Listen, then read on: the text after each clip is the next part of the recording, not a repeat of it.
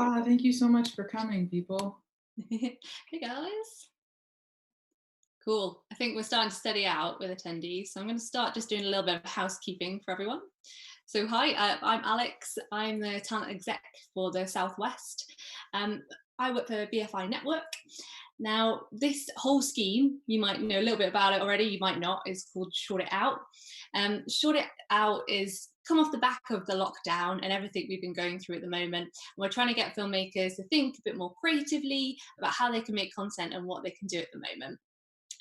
So as we're chatting with Desiree, in the background, the lovely Jess from Network is going to be on the chat, kind of answering any questions there and just kind of letting us know what's going on. And she's going to be our kind of tech guru, so she's there in the background looking after us today. And then we've also, so as we go through, if anyone does have any questions, now we can only take questions through the Q&A section. So for everyone, that should be at the bottom. So if you make sure to ask your questions in there, and we'll go through those as much as we can. Obviously, probably won't be able to answer everyone, but we'll try our best to get through them. Now, if anyone's watching on Facebook Live, if you can make sure that you'll have to join the Zoom to ask questions as well. You won't be able to do it through here. Now, Short It Out for anyone, like I say, hasn't already been kind of through this process. So this is our first live event, but we have already been putting up loads of content out on socials and through the Encounters Film Festival website. Now, if you head over, so it's just encounters.film/short it out. There's loads of kind of resources and tips and short film playlists for you to have a look at, all kind of around DIY filmmaking and how you might be able to make a film in lockdown. So what we're inviting you to do at the moment until the 4th of June, you need to make a short film that's 90 seconds or under. And you then just need to share it with us on socials and just use the hashtag #ShortItOut. And then we'll kind of look at those as they come through, share a best of the week. And then at the end, we'll look at them all and decide whether to put some of those onto the BFI player as part of the archive that they're creating at the moment around the lockdown. So do check that out afterwards, anyone who's interested in actually making and producing some work during this time. Now, so we're really thrilled to have Desiree Akhavan here with us today. So Desiree, you probably already know all about her, but I'll just give you a quick lowdown. So she's obviously a really multi-talented filmmaker and has got a really kind of impressive back catalogue of work, including probably most recently the Channel 4 series, The Bisexual, the feature film, The Miseducation of Cameron Post, and her debut feature back in 2014, Appropriate Behaviour. And then if you're going right back, and what you might have seen as sharing on socials was The Slope, the 2010 web series. Cool. So welcome, Desiree. Thank you for joining us. Thanks for having me. And thanks for coming, everybody. How's everything been for you, the lockdown? How's it been going? You're in New York at the moment, is that right? This morning, I FaceTime watched my grandma get buried in Iran. So that was intense. It's tough. Yeah. I know, it's fucking intense. Like some days you're like, this is wonderful. Everyone stops so I can catch up and I can like get up on my to-do list. And then you get sick and you're like, oh my God, I'm gonna die. And then you get better and you're like, new lease on life. Everything's fine. Capitalism sucks. Let's start over. And then, you know, someone dies and you're like, how do I support my family? How do I support like grief? How do I go through those rituals without touching someone? This is fucking intense. It's yeah. I think it's so intense, and everything's so intensified by the nature of just not being able to do the things you usually would to go through those processes. Like you say, you want to just be able to grieve now, but you've not had that kind of natural output to be able to go to the funeral, to attend that, and to be around your family and friends. And that, I think, is one of the really toughest things at the moment for everyone.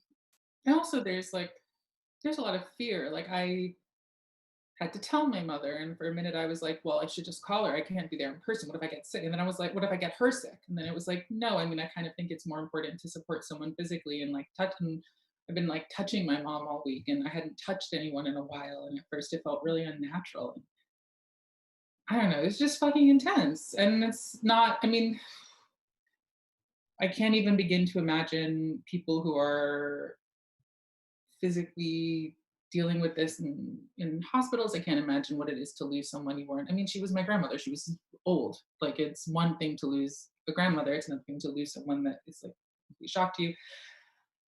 All of this is to say that it's a lot of ups and downs. And Is there anything you found that's kind of really helped you through this time in terms of the lockdown? Any new things you've taken up, or anything that you've been doing to kind of keep busy?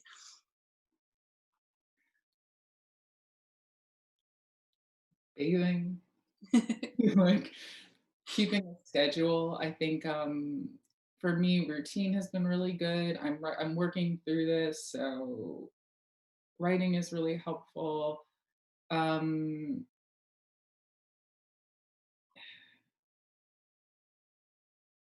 it's funny, I do have a laundry list of things, but then I also feel like whatever your reaction to this is so personal. Like, it's all like, what are your Achilles heels as a human, and how are they manifesting themselves? But yeah, I think for me, finding what's comforting, and to me, that's like having the actually, like, on a tangible level, this is a filmmaker talk, I think this is relevant. Some friends and I who are also writing right now, we meet usually at like 12:30 because we're all different time zones. So like 12:30 New York time for me, we meet on Skype, and then we're like, okay, we're writing. And so someone sets a timer, and for an hour we don't move. Like, we sit and write, and then in an hour we take a 10-minute break, and then in 10 minutes we come back and we work another hour, and we do this for 3 hours a day. And that's actually helped me a lot, just knowing that they're there, that that's the plan, that I have a place to be, uh, has been really tangibly helpful in terms of keeping sane and keeping focused. Yeah, uh, definitely. Because you usually tend to co-write, don't you, with the projects that you've been working on? How's that process been working in lockdown, or is that something that you've still been able to do? And what's your kind of thinking behind why do you kind of work with a co-writer usually? What do you tend to get from that relationship? well, I don't work with a co-writer, I work with Cecilia, who is my like partner professionally. So I work with the woman who produces all my work and who's been my best friend for the past 15 years. So we have been writing a script, and this, I think, was supposed to finish this week. We'll see. We're doing the first pass at our next script, and it's for each one. It's very different. Uh, how that looks. I think for Cameron Post, we were both in the room at the same time. I was living in her apartment for a lot of writing Cameron Post. For the Bisexual, there was more back and forth, but we were same time, we were both in London. Now that I'm back in New York, I feel like this has been a bit more staccato. And also this script takes place in Iran. So, and is much more inspired by my family. So it's been a lot harder for us to split that weight equally. So how it's been working this week or this past few months has been that we speak in the mornings. Like when I wake up in New York, and once we finally get on the phone, it's about 1 p.m. her time, 9 a.m., 8:30 a.m. my time. And so we talk it out, like we talk plot, and I get my marching orders for the day. And then during that 3 hour writing block with my friends, I execute what we discussed in the morning. Okay, cool. That sounds great. Good kind of way to keep that momentum going.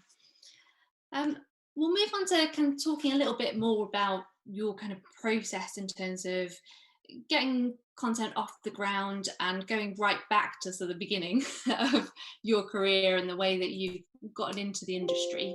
Maybe talk a little bit about the slope and the context of using that web series as a platform for you in terms of making your first piece of work, and how you kind of kept motivated to make one episode after another and that sort of continuation of a series. So the series started as homework. I was in grad school at the time for directing, and Ingrid, the co-creator of the show, was my girlfriend. And I was in a class where the homework was to make anything. It was like, all right, at the end of the semester, I've I the teacher booked a screening room and publicized it to the school and was like, all right, you have this screening. What are you going to make? And then through the course of the semester, he shared with us like films he loved, articles and interviews with directors he loved, just inspiring work. And he was like, you can workshop what you're working on or not, but this is kind of choose your own adventure. Like, take what you need. So, we watched like Shirley Clark, we watched Cassavetes. This actually, I mean, weirdly enough, I'm going to name drop here, but the class was taught by Ira Sachs, the queer filmmaker. And I have to credit him because directing is such a weird thing to teach.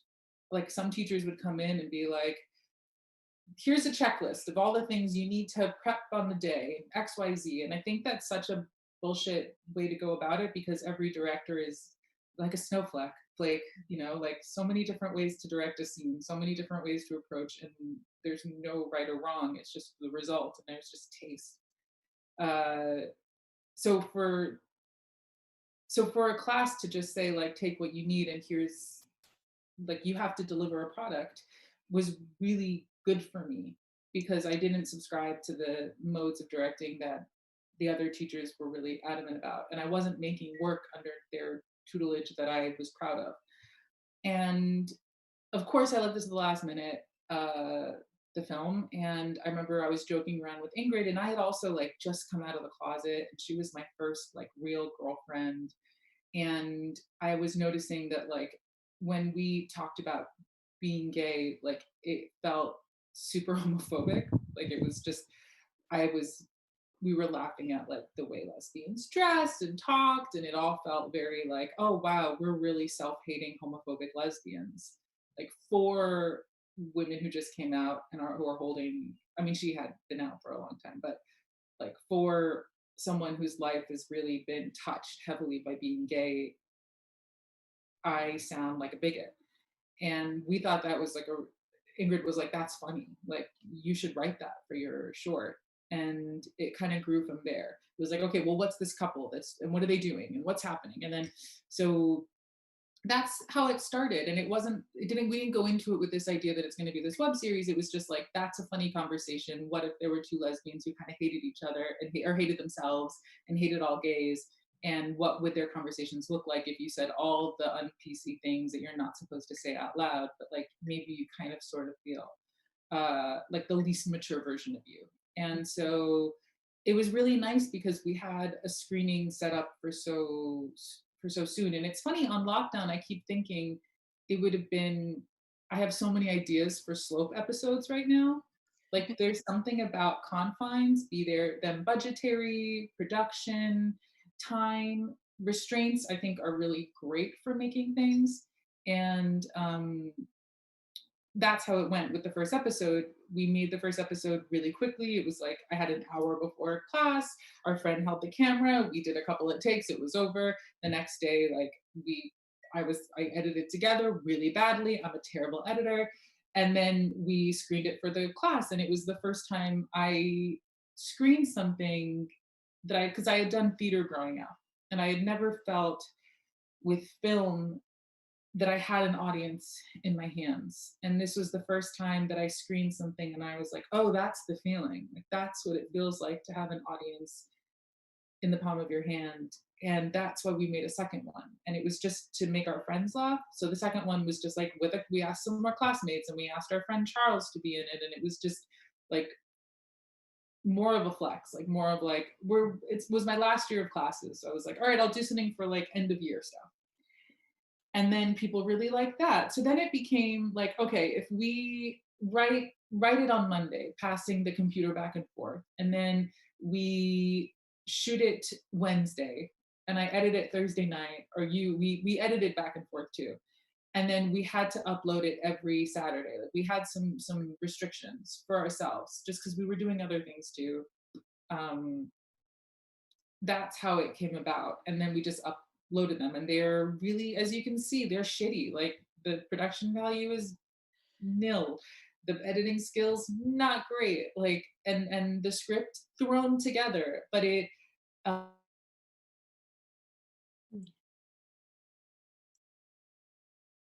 Oh, I think we might have lost your. script didn't Oh, escape it. there we go. No, we're back again. Sorry, just a few, just audio going, but you're back. No, that's great. I think it's a good example of just kind of getting on with it, making something, having some content, because at the end, that's the hardest thing, is to just get that content and have it there with you to do something Well, with. also to follow your first impulse. Like, I think a lot of the problem of moving forward is that there are so many different seeds and branches that this could go off into. And of course, we're all such educated viewers that it's like very easy to get in your own way and say, like, okay, well then here's the flaw there, and it's not quite perfect, and this isn't quite perfect. And you really can just get in your own way. And I think there was something about committing to having it on the internet every week that helped us lose our own perfectionism. And also it was like, who was watching? Like, no one, we didn't care. Like, there was no judge and jury. There was no festival to apply to. There was no money to be made off of this. It was purely, it was the first experience I had of having fun making things. And I actually think it's really important to have fun making things. Of course, like, the process of making things can be really miserable at times, and that's just the way it is. You have to persevere through that. And that show definitely becomes miserable if you continue watching. We break up. Like, we completely broke up while making it, wrote Yeah. it in, like, by the end of it, hated each other. But like, I still was really passionate about making it and ended up finishing it without her because she just didn't want to anymore. And I was like, great, fine. I hope That's I'm nice. gonna get That's great.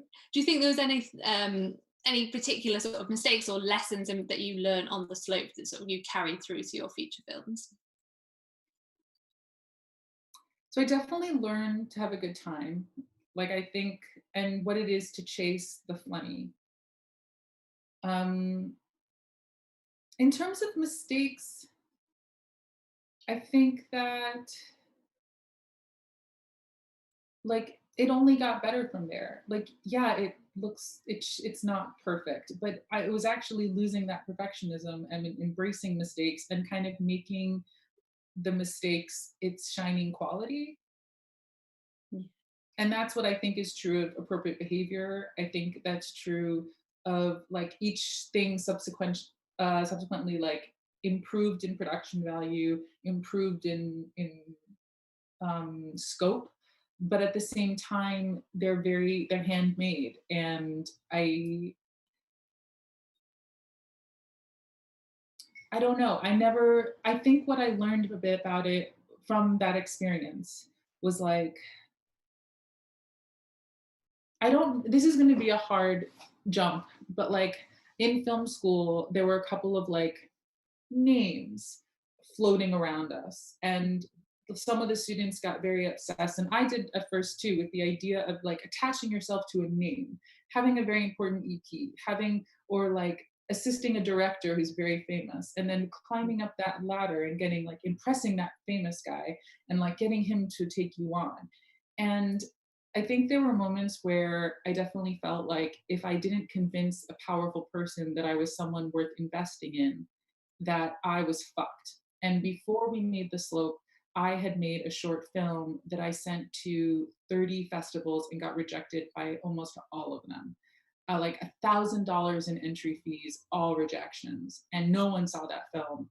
And I remember thinking, like, oh, I can't convince anyone that I'm worth taking a risk on. Like, that's a really, like, I'm fucked. Like, my work doesn't, like, attract anybody.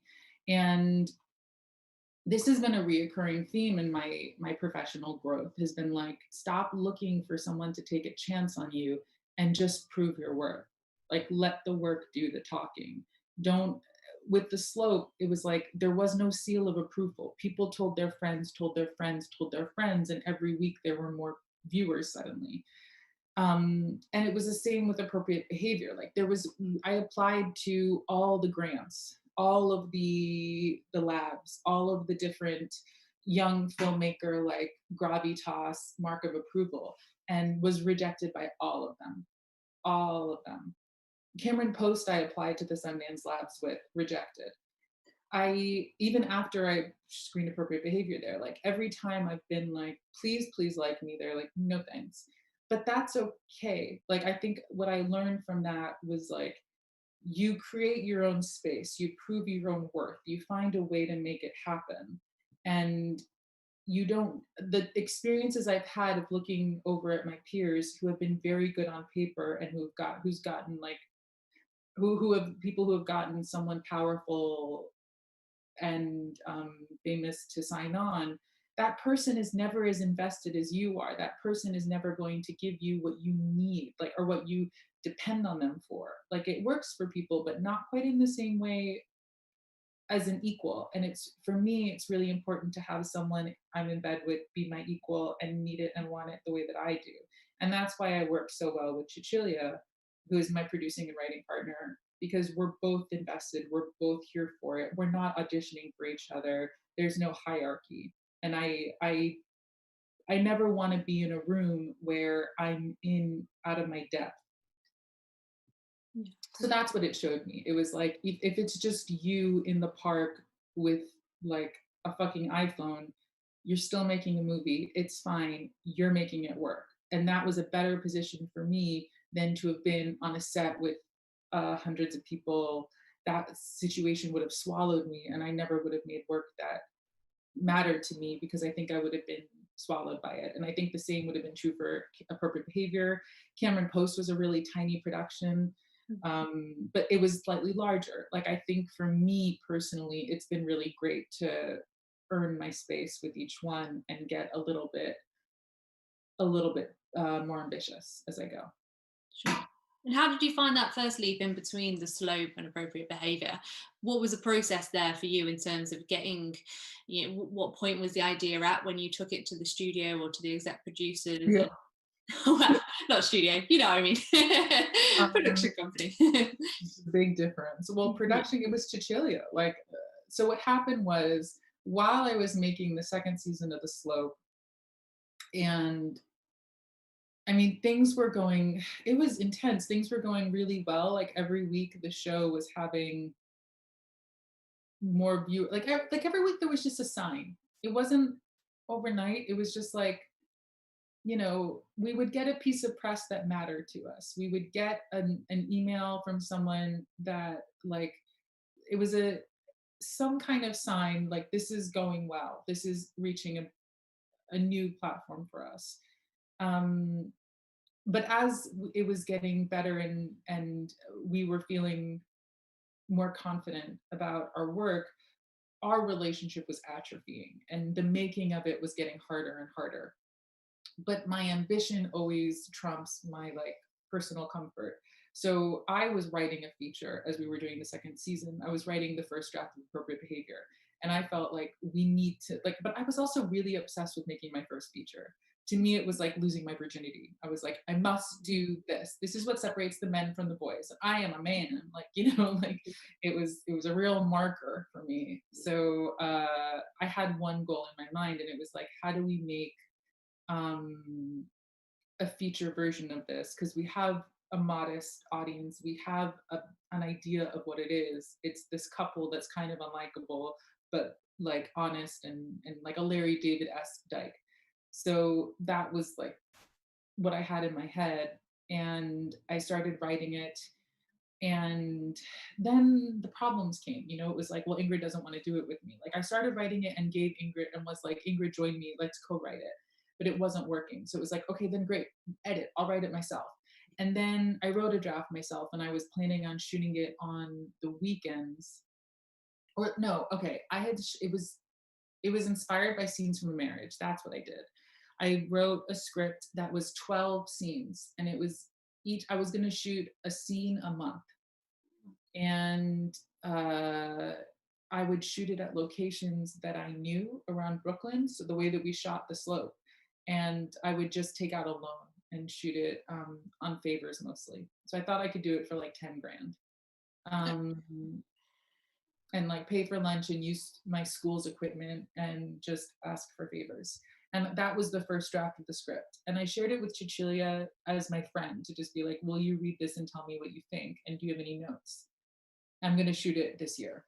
Um, she read it and she was like, I think that you should rewrite this. I have some really specific notes, but I think you should wait and let me produce it and let's shoot it all in one go.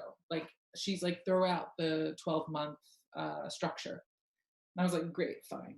And so for over the course of a year, asked me questions and kind of massaged this new structure out of me. And so instead of Scenes from Marriage, I watched Annie Hall and I was like, all right, I'll steal this structure because I've always been really bad at structure. And I straight up just stole it from movies I liked. And then the thesis statement became like, okay, what if you started out knowing this couple would break up and then you watched them, like the journey of their relationship? Could you still root for this couple even though you knew inevitably they were supposed to break up and they weren't supposed to be together, but it was this girl's first like love story with another woman? And that's how that script got structured. And over the course of the year that I was rewriting and applying for grants that I never got, Cecilia raised money through, I believe it's called the EIS scheme in the UK. So it was like a tax incentive scheme, with small donations from many different parties. It's interesting to know. We've got a question here around being a queer screenwriter or filmmaker, and that kind of, you touched upon this a little bit around having what may be seen as a quite niche audience in terms of where your material might go, and whether you had any advice around kind of making your work feel appropriate to mainstream audiences, or kind of being able to persuade production companies that it may appeal to more than just the LGBTQ audiences. I don't know if it's my job to convince someone that it could appeal. I think it's my job to make something that I think is really funny. But like, people look at this differently. My editor and I fight over this because she's writing something for the first time and I'm EPing. And she's like, well, I like this, but the audience might not like it. And I kind of don't give a shit. Like, I feel like I give a shit, of course. I want an audience to be entertained. But I very much feel like if it's holding my attention, then it'll hold your attention. And I have a short attention span. I'm really, like, as much as I'm, the nature of who I am is niche. Like, I'm an Iranian-American bisexual. Like, that is pretty out there in terms of like liberal bougie bullshit. Outliers if you're gonna like tell your story. But at the same time, I was raised on Clueless. Like, I think that, I mean, also like corporate behavior is like 40% fart jokes. Like, I just think that it's such a waste of time to burn your energy worrying about how people will interpret you as opposed to just being you. So it seems like I don't know. I feel like if a production gives someone something irresistible, that's how I feel. Like, if I am going to pitch to someone, I want to give them a package that if I saw it, I was like, fuck yeah, let's do that. And if I feel that way about what I'm saying and they don't, we shouldn't work together. Like, I shouldn't try to trick you into investing in me because I can't deliver trickery. I can give you what I think is cool and what I think is relevant. And I don't think that my taste is contingent on my gayness. And just because I want to tell a story that's gay, I don't necessarily think that means it's niche. Yeah, of course, of course.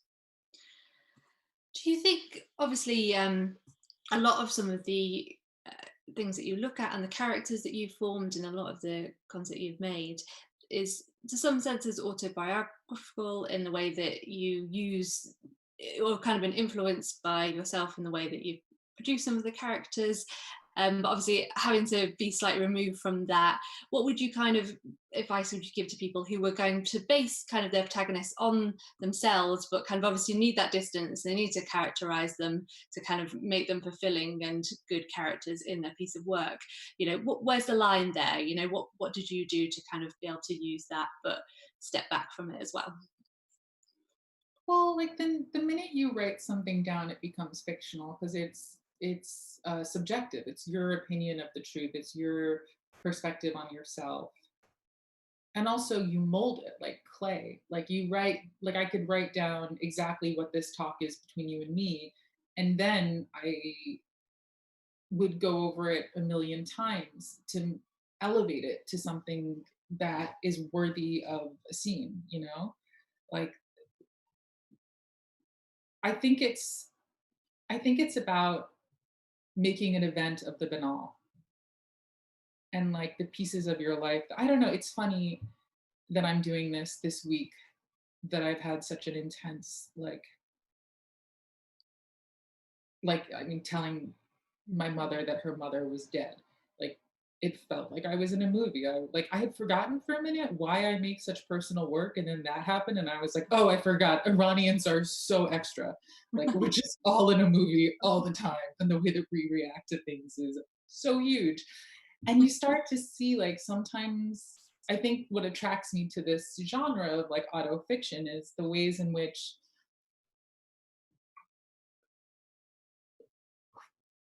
the banal or the typical can become extraordinary and universal, and maybe not banal but the personal, and the way human behavior like breaks down into not just being about that moment but about so much history, about so much more, like the meat of the way people are the way they are. um it takes a shape and then you have to make it work within the structure of your narrative. Like you start with the truth, you start with exactly your perspective of how it happened, and then you work it into the framework of 90 minutes, and then you rework it, and then you rework it until it no longer bears resemblance to where it started, but the kernel and the detail is the truth. I know that's not answering this question, like this is a really backwards way of answering it, but like I think that all writing, even when it has no resemblance to your life as you've experienced it, is deeply, deeply, deeply personal. Like anytime you spend time with a filmmaker, like have dinner with a filmmaker, you're like, oh, you are your films. Like it is so clear that we are what we make. Yeah, no, absolutely. And that's, but also, but I mean, I'm sorry, I have a bigger point, which is to say that like I'm really drawn to the truth and the absurd, and how the worst things in life are laced, or like the funniest things in life are kind of laced in despair and laced in like self-hatred. And I want to find where that links and explore that. And when it starts on the page, it's quite literal. But then I also want to say that like even if you're writing something about cops and robbers, I think the best films about cops and robbers are the ones that feel so like disgustingly personal. Like if you're really going to do it, then like I think you need to inject something deeply, deeply personal, or else it becomes paint by numbers. No. Yeah, no, absolutely. Yeah, definitely. And how have you find the context that you've gone through with, because obviously you're working on the set both with the actors as a director but often acting yourself, and having obviously been taking the role of a writer. How do you feel, is there anything that you do in particular when you're working with actors to kind of help get the best performance from them, to help make them feel relaxed on set? Is there anything that you kind of do, and does that kind of tie in with you actually being on screen as well? How's that kind of worked for you on set previously? So being on screen while directing is stupid. Like it's 100% stupid, and I don't recommend anyone does it. And I don't know if I'm going to do it again in my life. It is not helpful to anybody. It's not helpful to the other actors. Like I think after I made Appropriate Behavior, like my party line was like, "Ooh, I get to take the temperature in the room, and I'm in the scene, so I'm molding it as I'm in it." And it's just not true. Like now that I've had the experience of making Cameron Post, which I'm not in, and then going back to making the Bisexual so quickly afterwards, that I was in, I was like, "Oh no, this sucks." Like I'm definitely not as good at my job when I am in and so over utilized. Like it, I think what it is to be a director is to be a curator who is constantly taking the temperature. They're like every second of the day, and you're also like a conductor. You look around and you're like, okay, what does each element need? Like, do I need to like does art need me to like crescendo? Do they need me to get the fuck out of their way? Do you need here? And the same is true for your actors. I think every actor is different, and it's your job as a director to read how to work them. And so that's how you do it. You do it on your feet and you cast according to what you need. And you take the temperature, you feel it out. And it's different every day. It's different with each performer, it's different with each scene. And that's the reason I love it. Like I think it's a job that brings out the best in me because that's how I feel on set. That said, that's how I work. Like every director is totally different. And I didn't quite discover how I work until I got to Cameron Post, where I had the space to do it. Um, for the things that I've been in, we were just hitting the ground running. And I think I did take the temperature a lot in the scene where I was able to, because there's a different hierarchy when you're on screen as well, and you're able to look at someone as a peer. Whereas when you're just directing and watching, you're a voyeur. You're not where they are. You're not in the trenches. You can't look to someone and talk to them like you know what they're going through. And so my approach was really different when I was on screen with people versus when I wasn't. Um, so yeah, it's really stupid hard to do it when you're acting, and you won't. I didn't. It took making the TV show for me to realize that. And how has that kind of switch between feature films to television been for you? Do you have a particular preference those formats? Is there anything about them that kind of stood apart for you? I didn't realize it till this year. So like, if making a movie is like making love to someone who like you've been together long enough that they know your body and you've said I love you, but it's still fresh enough that like you're excited, like it hasn't gone into autopilot yet. If that's making an art house like independent feature, making television is going to the red light district on a Tuesday afternoon. Like not the light, like it's still bright out. She's kind of phoning it in. You're just getting your dick sucked. It's awful. It just could not be less romantic, less, it's so rushed. It's truly, truly a sprint. And it really comes at you. And I've had that experience as both a director of my own show that I was show running and a director for hire. That it's just all systems go, like no time to think, 40 things going on at once, so that there's just no real, like, I feel the choices, you get to be really meticulous with a movie. Of course, the films I shot went quickly and we bitched and moaned about not having enough time. But there was you had just those 90 minutes to shape, you know? You had that many days to shape that many minutes. And that's what you focused on. And you made no money doing it. On television, you're compensated very well for well, in America, you're compensated a lot better. But even in the UK, you're compensated. You're in some kind of way that you can pay your rent. But you are filling hours and hours of time. Mhm. And a lot of the shit you shoot is even not even going to make the cut, but you shoot so much of it. It is so overwritten, or at least the stuff I've done has been overwritten. The stuff that I wrote, I will say, I won't speak for other people's writing. I overwrote my show, and you are just gasping for breath and running as fast as you can, and you have no time to look back. And it doesn't matter if you got it or you didn't get it. You have to move on. It was horrifying. All the experiences I've had have been so rushed, and it's intense. Mhm. How did you find, did you get with Miseducation of Cameron Post, obviously that was adapted screenplay rather than original screenplay. Was there a kind of difference there in terms of the way that you went through that writing process? Was there kind of more to I thought it was going to be so much easier than it was. that? I really stupidly was like, well, the structure's there. Well, it's a book. All I have to do is like change the format and I'm done. And that was not the case. It was so stupid and naive of me to think that. It required so much shaping.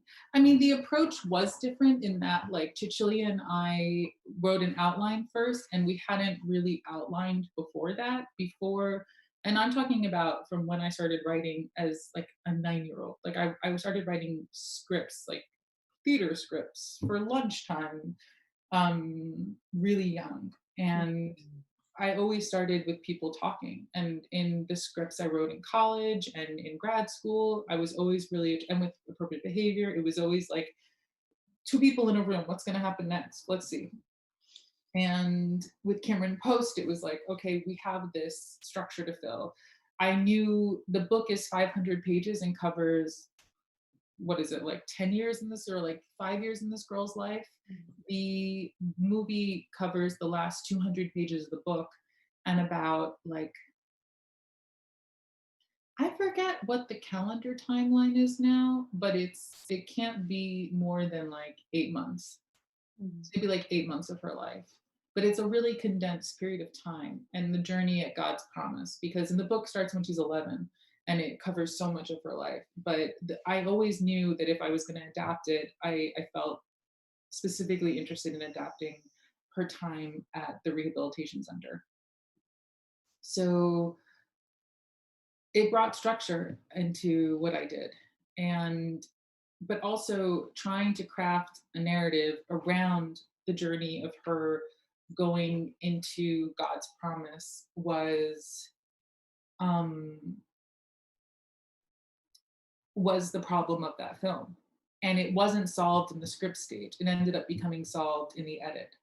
Like, I feel like the film we shot didn't it wasn't very clear what her journey was.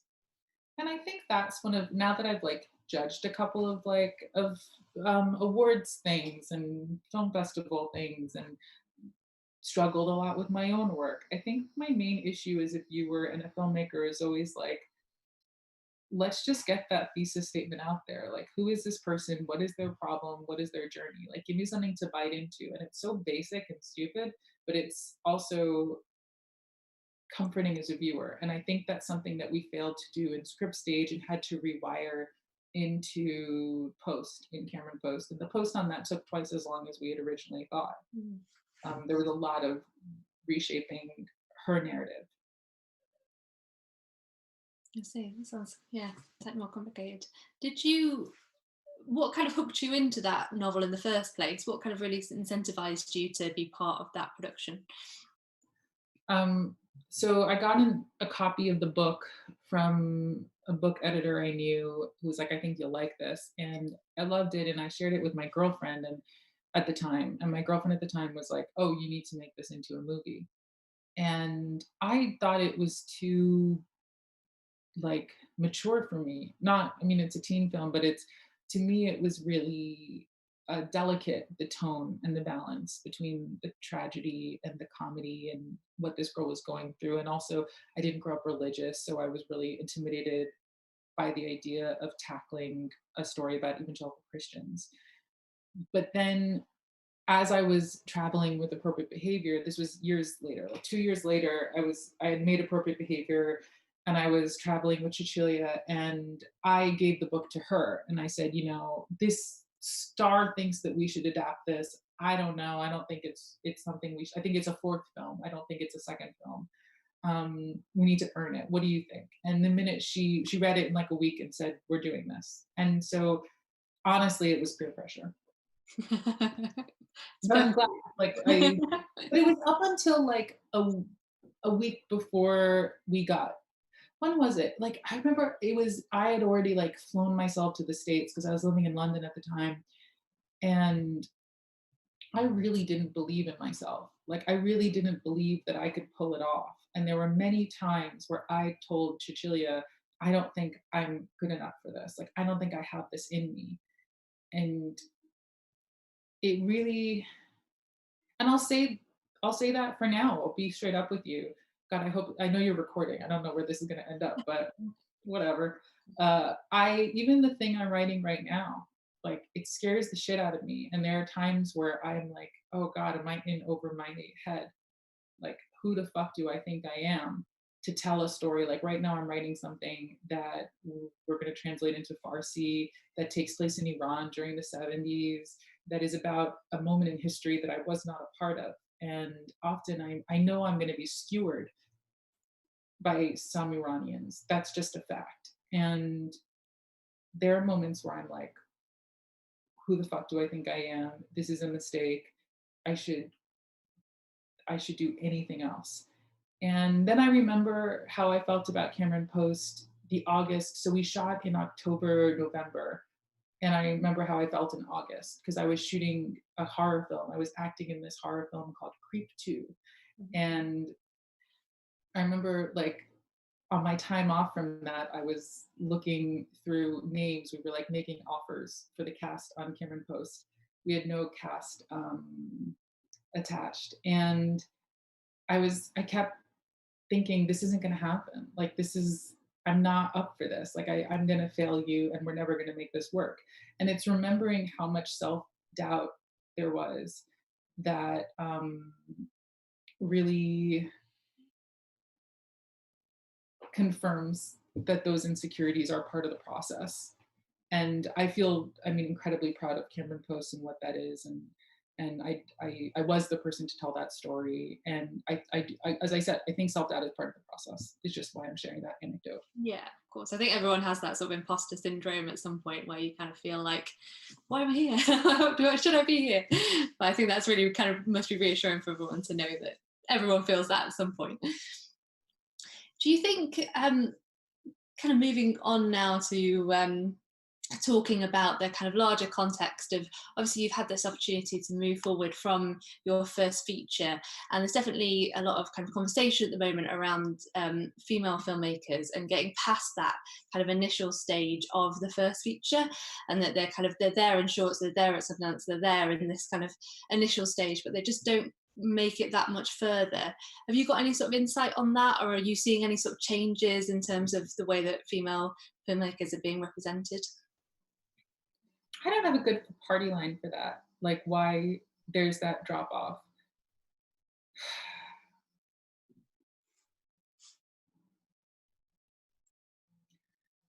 Like I will say that I've seen more of my male counterparts take on films that didn't matter to them as much, films that weren't like home runs in their book, but that they were like, it's just my second film. I'll go on to make more. Like this is a drop in the puddle of my oeuvre. And then for the women, it was like, no, I'm very precious about this. Like what I do next is my brand, is my calling card, might be the last time I'm on set, and I want to make it matter. That's, if I'm going to generalize, definitely a perspective I've seen. And I don't know if I can make a judgment call on that. I was offered a lot of work after um, Cameron Post that I said no to. And some of that work was much bigger budget than I've ever seen, but it didn't feel like me. And I've seen, and it does definitely, and I don't know if this is a result of being a woman. I just believe that why take up space? Why take up 2 hours of someone's life unless you have something to say and you need to say it urgently and it matters and it hasn't been said before the way you can say it. And I don't know if that sentiment is shared with my male counterparts. And I think that there's definitely a feeling of like abundance of like, well, I'll just make another thing and it'll be fine. So like that's a tricky thing, but it's hard for me to make that gendered. I don't know. I mean, I think you should ask that of execs, but I'm always asked this question and I never quite know what to say. I will say that like making that second feature, just like I think making the first feature is harder. I think it's a myth that making the second feature is the harder one. It's just not true. You have a point, like you have a body of work that speaks for you. You have something that's a calling card. Why would it be harder? It's hard though. Like I think, and by hard, I mean there are compromises to be made. I wanted to make Cameron Post for 4 times. Like, I had written it to cost 4 times as much as it did. I did not expect to make it so bare bones. Mm. Um, but it was sort of that triangle of like fast, like, do you make it quickly, make it at with creative control, or make it like get the budget you want. So it was like, I'm willing to sacrifice the budget I want so that I can move quickly and have some creative control. Like, it's always like a dance of like, okay, well, I'm going, what can I lean on? Like, we were supposed to shoot in Montana. We didn't shoot in Montana. We were supposed to do a lot of things. We didn't do those things. The film was still had the integrity that it needed to be what it was.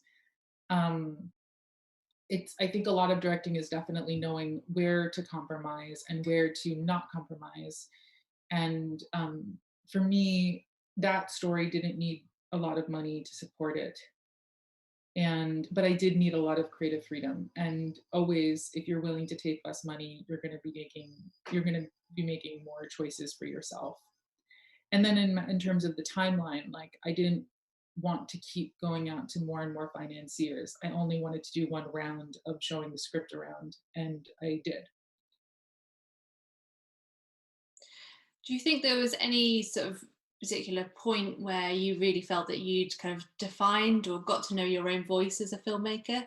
Was there any sort of stage where you were like, or part of your writing process where you're kind of like, oh no, this is making me feel like I sort of know who I am as a filmmaker?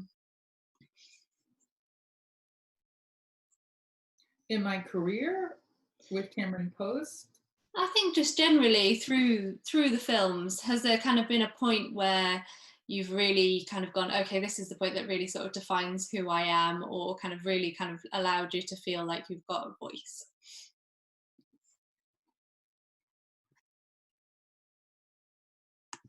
no. I mean, I for sure on Cameron Post, I had the space to figure out what it was that made me tick as a director, because I felt like I was really directing in a way that was much more defined than when I'm on screen as well.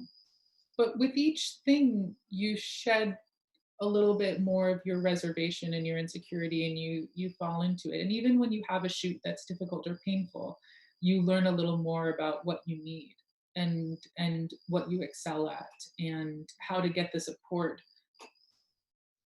when you're hitting a tough spot. It's a lot like puberty. I mean, I think this is a job where self-knowledge is really important, and knowing your limitations and knowing your superpowers is something that helps you get through each day. But I also don't think it's overnight. I don't think it's like a light switch going off. It's a craft. And it's true of any industry in any position where you're going to have some defining triumphs and some defining failures. And each one is going to help you figure out a little more what matters to you and why you do what you do the way you do it. I think we've probably got time for maybe one more question. So I've got one here around transitioning to working in the UK and how you found that process, and how maybe you found it in terms of the way your work's been received by different audiences and different places.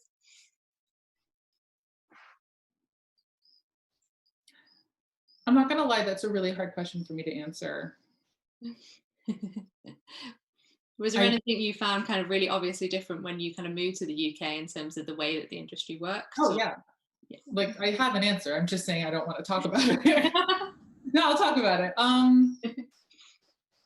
So when I first came to the UK, it was with Appropriate Behaviour, and it was 2015, and I felt embraced in a way that I hadn't in the States. I felt like I was finding an audience, and I was getting support in a way I hadn't before. And I moved there very quickly. Like, I just didn't go back home. Um, then So then I was in development for years and writing on my own. And the development was fantastic, and the writing support was fantastic. And I feel like I wrote scripts I really believe in. It wasn't until I actively was on set in the UK and working there, and then released a show there, that I realized that I was a foreigner and I wasn't welcome. It wasn't until I saw the response to my show that I felt unwelcome. And it wasn't until I had conflict with people where money was involved that I felt like the way that people engaged with conflict and with business Mm. was so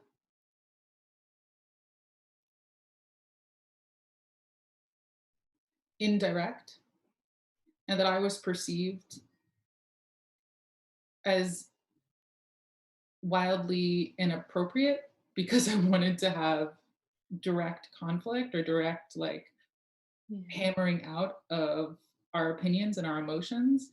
And there was such a communication breakdown between my Middle Eastern fire and American bluntness Yeah. versus the English sensibility. And it was the biggest challenge I've had professionally. Well, you're definitely over it now. I think your work's obviously resonated so well with UK audiences. I think Oh, thanks. it's good you got there. You got to do it with them. You kind of got to be able to make the work that you did. Thank you. Thanks. No, but I don't think the UK loved The Bisexual. It did a lot better in the States than it did in the UK. I'll be honest, it didn't do well there. It wasn't reviewed well there. It wasn't loved. I wasn't loved. And like that was the truth. I moved. I got my visa revoked and I left. I mean, that's really disappointing knowing how much I personally loved it. And I know loads of people, especially on this chat, would have done as well. You know, I mean, for me, it was a huge kind of groundbreaking piece of work to see. Even just the fact that someone had titled something The Bisexual was, for me, just quite a turning point in terms of just seeing that But on. I will say this too. I wouldn't have been able to get greenlit to make The Bisexual in the US. And I know that because I pitched it there and it was rejected. It was really like I will never like forget and stop being appreciative of the fact that it was greenlit there and that Channel 4 took a risk on me. Mm. But unfortunately the risk they took didn't pay them back. And I feel sad about that for sure.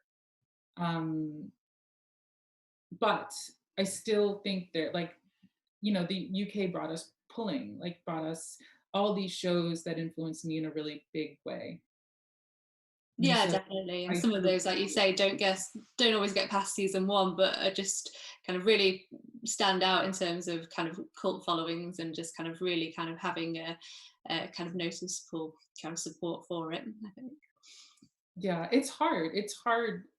I mean, clearly, I have a lot of big feelings about the UK and working in the UK, and I will always be a really big fan of the crazy risks that shows take out there.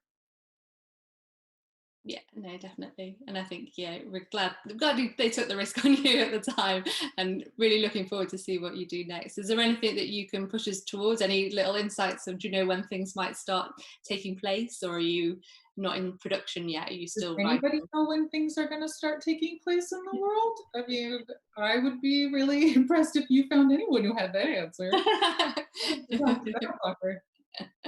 Well, it's great to know that you're still being able to work and you're still kind of writing and keeping busy with everything. And yeah, thank you so much for joining us today and getting through. We got through quite a few questions. Thank you so much, Desiree. It was really great having you. Thank you. Thank you. And don't quote me on any of this stuff. I will get in trouble if people find out what I said. Between us and all the attendees. It's like a circle of trust.